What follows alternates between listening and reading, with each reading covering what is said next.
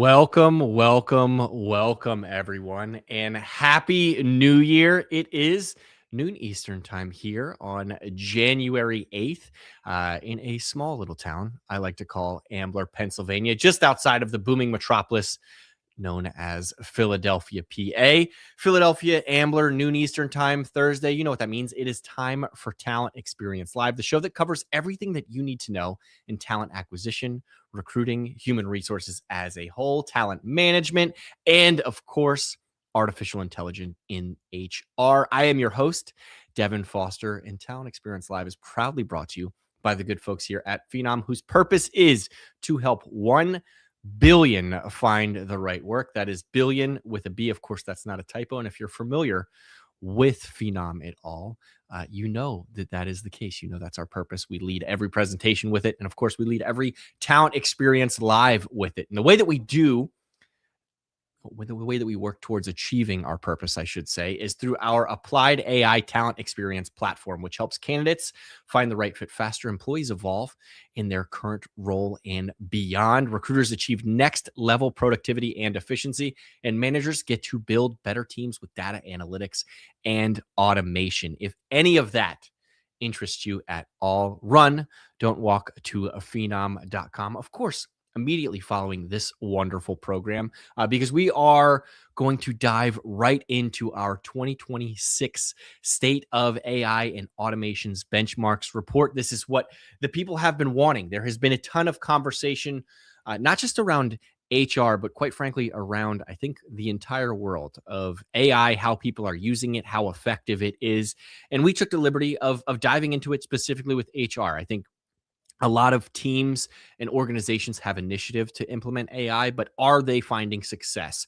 Are they reaching the level of maturity that we are all striving towards and really working towards? I think everyone assumed that AI would just be the flip of a switch, but just like our intelligent talent experience platform, it takes a little work. It takes a little getting used to in order to truly find success and make your team more productive. So without any further hesitation, I have a very special guest today, Joanna Keel, who was knee deep in this 200-page report. She has her fingerprints all throughout it, and it is her pride and joy of the year 2026. I can say that because it's only been 8 days right now. It's probably the pride and joy of her 2025 as well. But without any further hesitation, we will bring Joanna onto the program to chat all about our 2026 AI and Automation State of Benchmarks report. Joanna, how are you? Hi, Deb. I'm good. How are you? Fantastic. How's the new year been so far? Oh, can't complain. I'm on track with the resolution and 8 days in. What's your resolution, if you don't mind sharing? If I do you not mind, mind. I'll share. It's actually less is more. Less is more. I like that. And yeah, and you can apply it in a lot of ways, right? Like right now it's winter and I'm in Michigan. Mhm. And on I'm not really I'm doing less walks. Less Okay. longer walks, right? So you know what I need to do? More shorter walks. There you go. I like that. Very What is cool. the old expression is slow is smooth, smooth is fast, right? Yes. I think is what you're applying. I might use that less is more, where it's less late nights, less drinking, more running miles in the morning, because my goal is to run 1,000 miles this year. I don't know if I'll do it, but I'm going to try my damnedest to do so, Joanna. Well, I love it. That's the hardest part is just getting that foot out the door. Nobody wants to hear about me run. They came to hear about the state of report that you recently just launched with the team here at Phenom. I want to kind of open things up. Maybe the holidays have kept people busy. Everyone's hanging out with family. They're starting their New Year's resolutions. Can you tell us exactly what this report is and why human resource professionals should truly care about it? Yeah, absolutely. So this is truly a first of its kind. If you did a Google or even went to ChatGPT and put in state of report, you're going to get 20 of these. But let me tell you why ours is different from those other 20 that's showing up in your search results. Those other 20 reports are relying on surveys. They're relying on someone to be true and candid about their usage, about what they're using, what they're not, and how much. Our report is the first one ever to bring real world usage. So it's not claims, right? It's maturity. We see how much is adopted and when, right? And this really shows where organizations are today. And I can't wait for next year at this time because now we'll be able to repeat this, right? And say, here's what's changed in a year. Yeah. So not only do we get this beautiful benchmark of now, but we have this way to even do it looking forward in the future and then looking back to see how has the industry, what have they adapted, what have they put their team's muscle behind, right? Yeah. Hmm. It's really helping everybody understand impact and where should you start. And there's just so much AI everywhere. It's overwhelming, right? So this report really breaks it down into the stages that HR cares about: sourcing, screening, interviewing, and hiring, right? Yeah. Yeah, no, it's funny you mentioned that AI is everywhere. Joanna, I had the pleasure of attending HR Tech last year, and we joked. I recorded a couple TXLs. I joked with my guests of everyone is AI powered, right? And I think it's been like that for a few years. AI has, I hate to say, had been a buzzword, but everyone's claimed it. Yeah. What this report reveals is truly a gap between, I think, AI aspiration and Mhm. AI application. What did it uncover? Was it, you mentioned that all of the other state eye reports are kind of surveys, right? Which I've filled out a survey once or twice. Normally it's to get a discount on a pair of shoes or something like that. So I've done that before. What does this truly uncover and what really stands out today when we compare that AI aspiration to AI application? Yeah, absolutely. So what's true is it is early.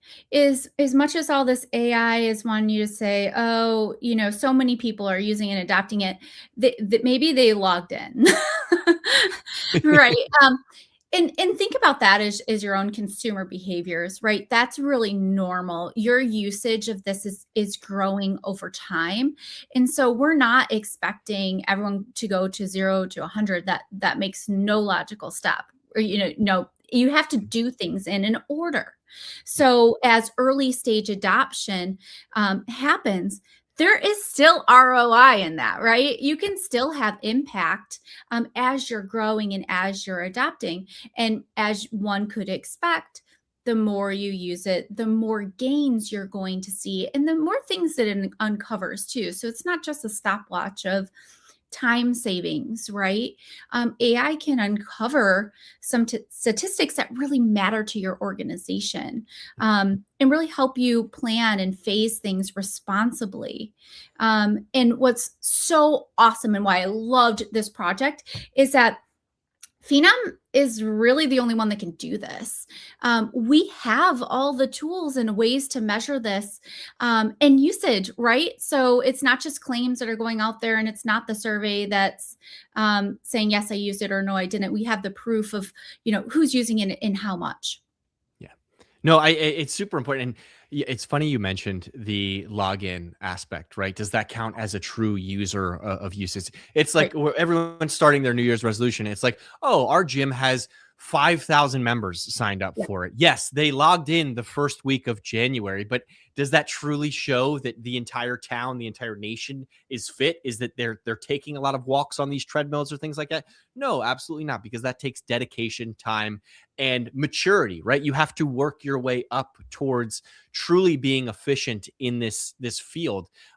Specifically with AI, I think that there are things that we've all done, whether it be ChatGPT or CRM tools where it's rewrite this or what have you, and that'll save you increments of time here and there. But I don't think it truly means that your organization is flourishing when it comes to AI usage, right? There's so much more behind that. And one of the things that the report points out is that there is a small percentage of organizations who've reached a high maturity when it comes to AI and automation. So I want to ask you, what truly separates the leaders from everyone else? Is it the ways that they're using AI or how they're using it or the number of people? What is the differentiator there? Yeah, honestly, what we saw is that they're not dabbling. They're not piloting. They have real change management, and they're operationalizing the AI usage as a team, right? One person can't go in there and log in 1,000 times and use it 1,000 times. That's only going to help the person. Yeah. right? And whatever roles that are attached to it. The leaders in this pack that are using AI, they're using it intentionally. They're looking at applying it at certain stages. And in some stages, it doesn't make sense to apply it, right? So they understand where it can be plugged in and where those productivity gains are. Um, they're looking at a workflow, right? They're not just stacking tools, which I think is super important because sometimes we think, oh, I have a screening problem. I know what I'm going to do. I'm just going to go buy this tool over here and I'm going to plug that in and yay. Well, to some extent, yes, you have solved your screening problem, right? You purchased this tool, you did your due diligence, and sure, it is solving some of your problems. But what you've done is now this tool is plugged into something else. And now inadvertently, you've now created challenges, Mhm. right? Maybe now you can't get the measurements to understand where those bottlenecks are really happening. And so that usually happens coming out after the fact, right? You've already Yeah. made the investment, the tool is not working. The leaders here with AI, they're understanding by plugging them all in together and by seeing that journey, right? Even if it's step by step and it's small changes, maybe it's one every 6 months or whatever it is for the organization. By plugging that in together, they're really seeing that maturity grow. Yeah, and I think you mentioned in the beginning of that it's not just one user who's using AI spectacularly, right? It has to be the That's right. entire team. And I think the only way to truly have that be effective is if you're learning at a constant pace, right? A less is more pace where you're taking care of that scheduling challenge. You don't want to bolt on technology because that's like putting snow tires on a Honda Civic. Yes, it'll help you in the winter, but you're going to have to change them in the summer again to move around the UP of Michigan, right? Like these are things that you have to do slow and steady in order to truly see an impact. And I think a lot of HR teams, when they purchase technology, expect things to be I'm going to use a kind of cliche term, but like the Ozempic of human resources, right? It's, oh, I'm going to be skinny in 2 to 3 months. No, you're going to have to learn this over time in order for it to truly be effective. I think that's just one of the many misconceptions that HR leaders have about this. What are some of the other ones when it comes to hiring and talent management that HR leaders, when they're having discussions about new AI and automation technology, get wrong initially and hopefully get educated through the State of Benchmarks report? Oh, yeah. You know what? The number one misconception by far, a landslide, is AI does not replace HR, period. Yeah. It augments the work. Just like you said, Ozempic was a very great example, actually. We didn't even have that in our notes, so I love that. Um, but it's perfect, right? Ozempic takes the weight off, but that's not what it's about. It's about Mhm. health. So the less is more, less, bad food in or whatever it is, Yeah. more good food out, right? Yeah. So AI is not replacing HR. It's augmenting the way that you're going to work. So rather than picking up the phone 100 times to do a screening, right? You're still screening and you're still doing those 100 screenings, but maybe your work is now checking in on the agent and reviewing the responses, having a deeper engagement at a level you couldn't scale when you were on the phone 100 times. Yeah. And hey, by the way, maybe your sore neck isn't so sore anymore. Mhm. Mhm. um, but that is the number one misconception. The second one is I got to get to 4 before I see a value. There is this idea of levels. We completely outline it within the report. And as you grow and as you can imagine, level 0, it goes all the way to level 5.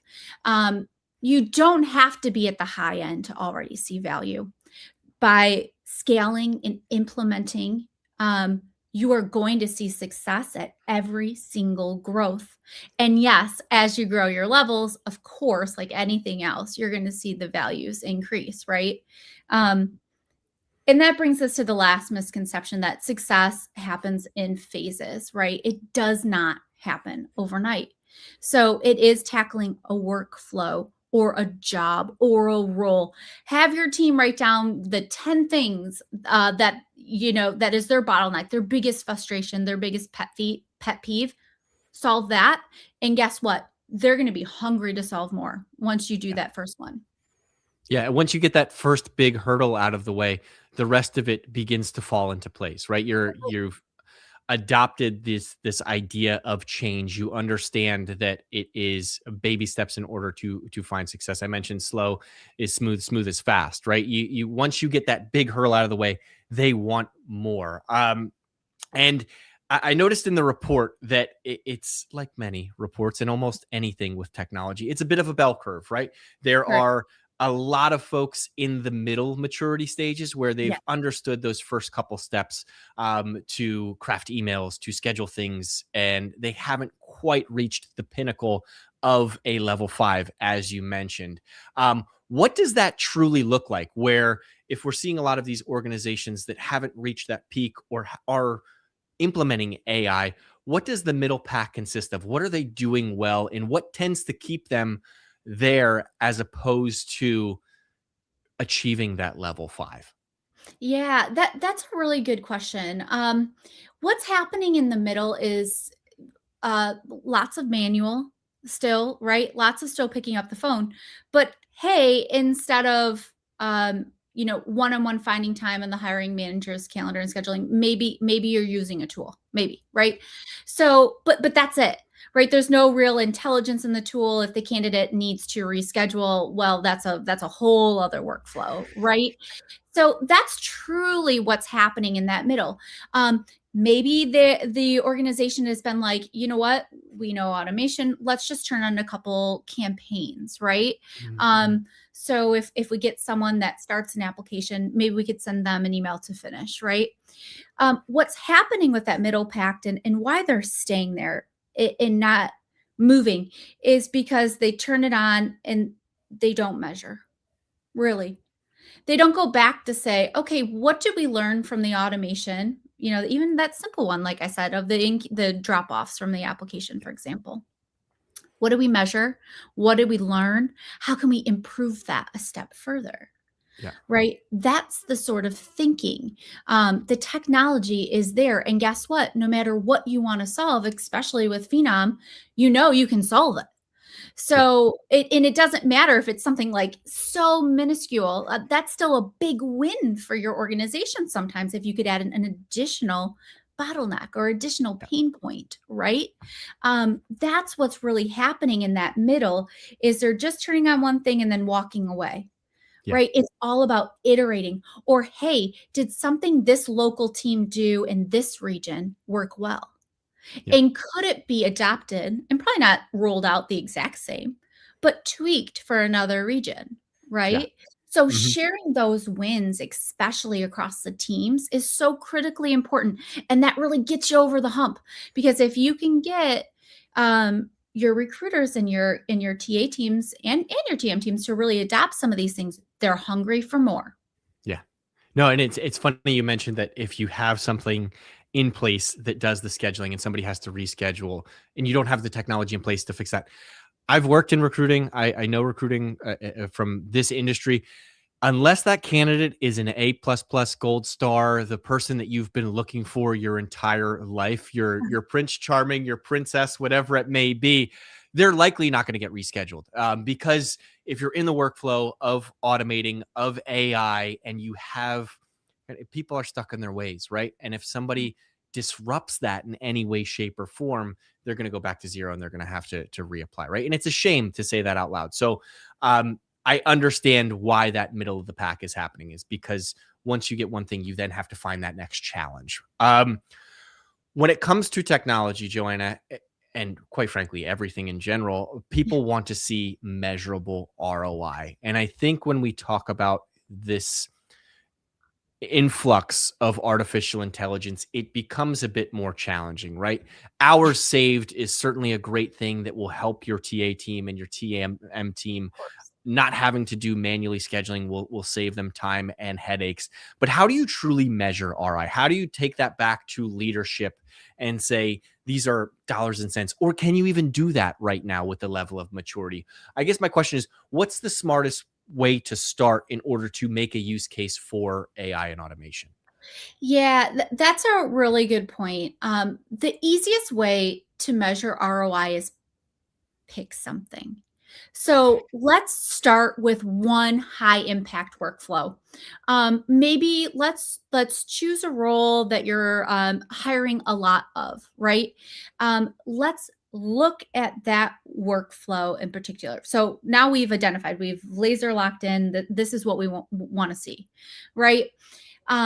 When you want to measure a change with AI or automation, the easiest wins, and I'll say this twice so people know, the easiest thing to do is matching, screening, or scheduling. Those three things are the easiest wins for your team because they'll get immediate gains and they'll be hungry for more. So if, for example, let's say that workflow, I said it's this role, you're rinse and repeat hiring for, right? Maybe perhaps you want to look at screening as your number one bottleneck. And your recruiters are constantly on the phone. Well, like I said, what if we augment that action with a voice screening agent? So your recruiters are still doing the screening of those same 100 candidates. Guess what? But they're not having to pick up the phone. They're not leaving the voicemails. The candidate, think of it from their perspective. They can answer that screening call whenever they want. Whenever the kids aren't screaming, which is rare, especially in January when everybody's locked up in the same house. But imagine that. So now that recruiter is still screening those 100 people, but they're managing the voice agent instead. Yeah. So that is such an easy win. And what can you measure in that way? You can measure, did candidates complete it faster and more efficiently than the old way of picking up the phone? You could measure candidates that moved on faster, right? You could see if your quality or candidate or your fit rates include. There's so many things to measure in just that one little change, right? Mm-hmm. And you don't have to do a voice agent. You could even just apply, a screening tool if you wanted, or maybe it just did an assessment or a knockout or a multiple choice. You don't have to go Mm-hmm. straight to agentic. But by starting at a big bottleneck, that's an easy win. So Yeah. you're going to measure it, even if you do something small, then that builds your confidence with your team, and then you can expand it. So maybe down the line, you're like, okay, this screening tool, the multiple choice helped me, but I'm still finding that my ideal perfect candidate isn't ending up in the interview. Maybe I need to go back and now tweak my screening tool, right? So it's all about going backwards. And then all of a sudden, once the candidate gets down through the funnel, you're already seeing those improvements. Mm-hmm. Yeah, and I love the voice agent idea because I think that's how a lot of us consume content now anyway, right? Joanna, I love sports. I think you know that about me, loving sports. I Yep. have two small girls at home. I can't watch every 76ers game. It's just not possible. There's bedtime routines. There's all sorts of things that are happening. But what I can do is watch the highlights on my phone, right? See the key plays. And then when I go into the office the next day, people still think that I know ball. I still, follow sports to that extent. What you're describing is that recruiters do not have to sit there and ask the same questions repetitively for some of these high volume roles, Mm-mm. right? It doesn't mean that the candidate gets a different experience, but it means that they get to review them on their own time, where they're able to really lock in for it. And also the candidate has that opportunity as well. And it doesn't have to be a full-fledged voice screening to your point. It can be those knockout questions so that if from a campus recruiting background, if someone attends or applies to your job and they're not going to be eligible to work in your workforce till 2027, you're not taking up 45 minutes to an hour interviewing them to find that out, right? That is That's something that's gone in the way. And then once you have that win, to your point, you're hungry for more. You can set up an automation that's like, hey, we're not hiring 2027 grads yet. right. We'll catch you around on the flip side next year. So super, super exciting. I love this. It's finally HR is catching up with the rest of how we consume content. Now, Obviously, there's a lot of industries within the report. Oh, yes. You analyzed them tremendously. I think there's always going to be front runners and people that are lagging behind a little bit. I believe it was a dozen industries that you dove into. Which ones are leading the way, and which ones still have some work to do? Still have to really make AI and maturity automation part of their New Year's resolution. Yeah. One thing I actually love about the report, and yes, it was a ton of work, but it's worth it. Um, if you go into the report, you're going to download it, and everyone jokes of like, "Oh my God, this is the biggest thing I've ever seen." It is because there's a lot of data, and we intentionally try to chapterize it so it's consumable. So why do Mhm. I say that to you? I say that to you because really you only have to read the intro, which introduces the report and the concept, and then you could just jump to your chapter of your industry. And Mhm. yes, you're right. We looked at lucky number 13 Okay. of industries. So you could really see, have something you can bring to your team meeting to say, here it is. Bring it up on your whiteboard and in your meeting room and say, let's compare ourselves to our organizations in our industry. That's why we did the work. Um, and what we found was very interesting, but something came to the table very quickly with the data, and that's adoption follows business urgency. So, what do I mean by that? Healthcare, for example, getting a nurse on the floor and helping a patient, I don't think that's changed since ever. Truly. Yeah. I don't know that it will ever change, at least not in my lifetime. Yeah. Um, Healthcare has been begging for automation probably well before it was even a thing. Mhm. So it is no surprise that healthcare leads in maturity for automation, Yeah. right? They need to get those types of professionals, on the floor helping others. Mhm. When you look at an industry like financial services, right? These are highly risk adverse industry, right? They hire for lots of roles, very complex, sometimes very niche, right? Mhm. To find those candidates, you need tools to help you. You need to be a sourcing wizard, right? So, no surprise, guess what they lead in? AI matching and fit, because it's surfacing credentials, experience, things that they brought to the table, and it's matching to a role. And guess what? AI suggests, the human still decides. Mhm. So, it's no surprise that financial services is doing that really well. Yeah. When we think about transportation, always on the go, right? Well, if you're always on the go, your interview scheduling better follow, Yeah. right? If transportation fell down, every industry would be affected. So, again, no surprise that they are the strongest in using automated interview scheduling. Yeah. Um, the other industry I want to call it is retail. So, retail, high churn, high hiring, all the things, right? For an industry that should be leading in screening, right? They need to get people screened and hired, boom, and working. Yeah. What's interesting there is they're still in very early adoption stages of screening. So I can't wait to take a look at retail in particular for screening Mhm. next year. I Yeah. cannot wait to see how they change. Well, that ties into kind of your urgency point, right? Of healthcare needing that because they need nurses on the floor. Not to say That's right. that we don't need retail associates, but we've all been in a store before where it's like, man, they should probably have one or two more people working here so that I can figure out the right size pants to get. Right. These things happen, and those complaints will trickle up, but it's not nearly as urgent as healthcare as you Right. mentioned. So I'm excited to see it as well.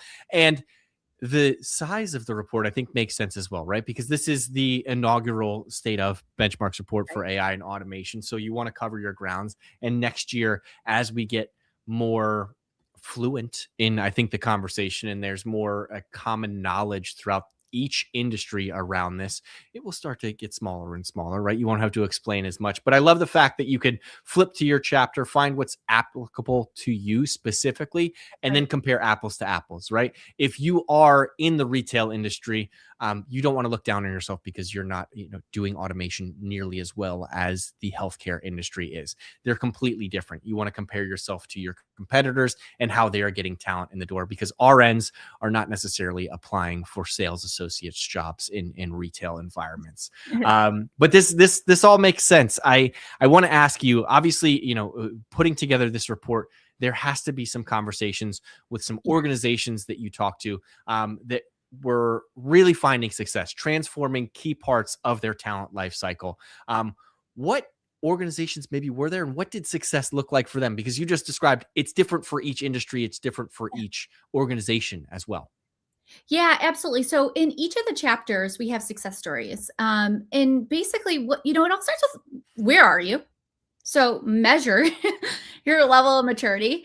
And so now you know, and then go, okay, well, naturally we all want to improve. So what could I improve?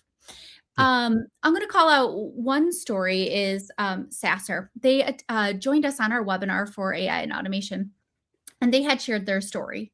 Currently, they're using automation a lot. They are in the retail industry, and it is making their process a lot easier for both their teams and for candidates.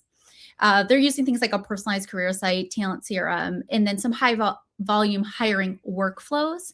And that's really helping them go from a reactive hiring situation to a more planned approach. They reported, automated interview scheduling, like I said, that's one of the easiest bottlenecks to have a quick win. They're already saving 922 hours and counting, right? So when we looked at their levels of maturity, we estimated that their automation level was probably a 3.5, and their intelligence level was a 2.5. When they saw that, they gave them confidence to look at another piece of that puzzle, right? They're like, you know what? We're solving for scheduling. We've seen the gains. We're loving it. Let's look at that screening. So they actually raised their hand. They said, let's go ahead and pilot that voice screening agent. We want to see how this is going to speed up our engagement, and see if we can get that time to hire reduced, right? So with their future maturity target, right, this is their own goal, right? Not Phenom's goal. It's their goal, what they want to achieve. That would boost them up to about an automation level 4 and intelligence level 4. So it's just a real beautiful story of how you can scale at your own speed and then understand even further, where you can go from there. Yeah, and it's great to hear that Cessors was able to recognize that automation level at a 3.5, right? And Yeah. that intelligent level at a 2.5, and then set targets in the future for both of them to get to 4. They're probably not both going to get to 4 overnight. They're going to have to prioritize one over the other at some point. But they have that goal that they set that works for their organization and their workflows, which is super exciting. Also, I want to apologize for sneezing right there. We've had 2 weeks out of this studio. Dust is everywhere, so my mistake. But we'll move on and pretend like it didn't happen. I know within the report as well, it also mentions that HR professionals are still, I don't want to say hesitant, but not fully confident in how to apply artificial intelligence. Is this because typically they're risk averse, right? You don't want to upload personal information or anything like that. Or is it more so they don't know where to start, right? Everyone wants AI. They want it in every aspect of the business. How can they, find support skills and foundations to truly make a difference within their organization and find success using AI? Because that's what we want. I think if you're not confident you're going to achieve your New Year's resolution, you never will, right? How do they find those key pillars in order to truly achieve success when it comes to this? Yeah, what we found is that the number one thing that would make them feel more comfortable is education and change management, right? So it's really understanding, like I said, I keep going back to the voice agent just because it's just such an easy one to understand. Of the 100 screening is still occurring, right? Mhm. But the change of the way that you're doing it is different. So rather than, like I said, picking up the phone 100 times and jotting down notes, the agent does that piece for you, but you're still reviewing everything, right? So it's no different. It's just the way it was executed. So I Mhm. think once you can get that hurdle over to say, like, you're still doing your job, you're just doing your job in a different way, right? Change is hard. We know that.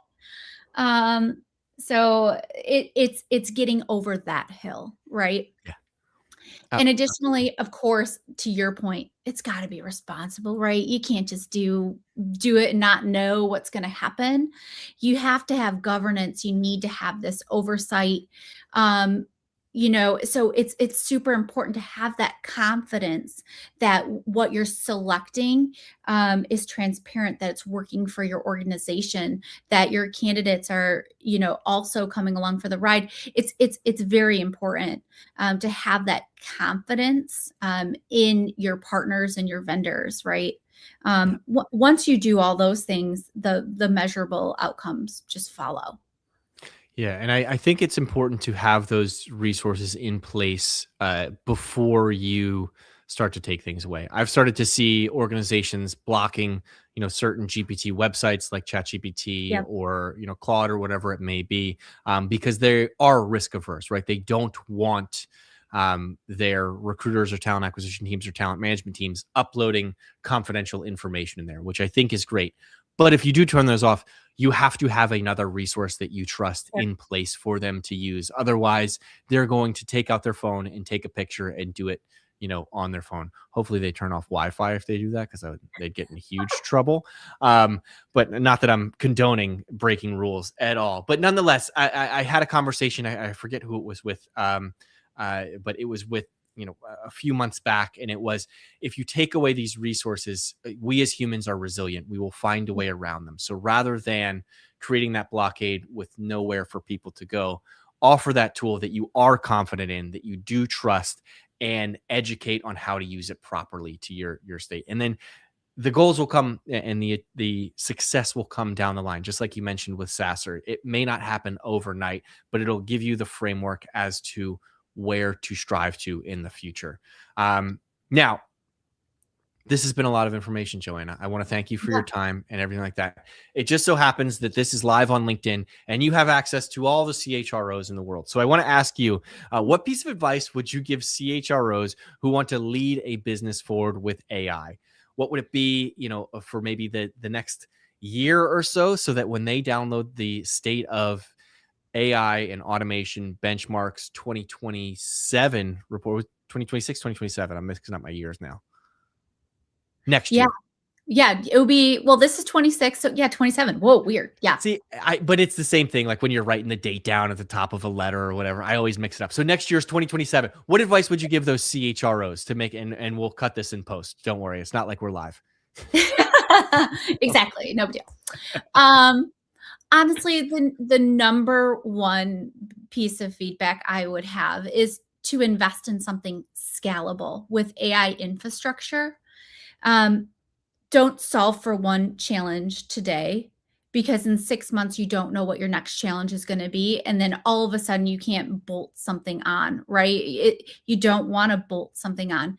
You need something that when you're ready, the it's already there. You just have to call your account manager and understand how to use it, right? You need a partner that can help you understand and scale, rather than sell you everything under the sun when you're only going to use, the Disney Plus aspect, just the kids part. You don't need the ESPN, you don't need the Hulu.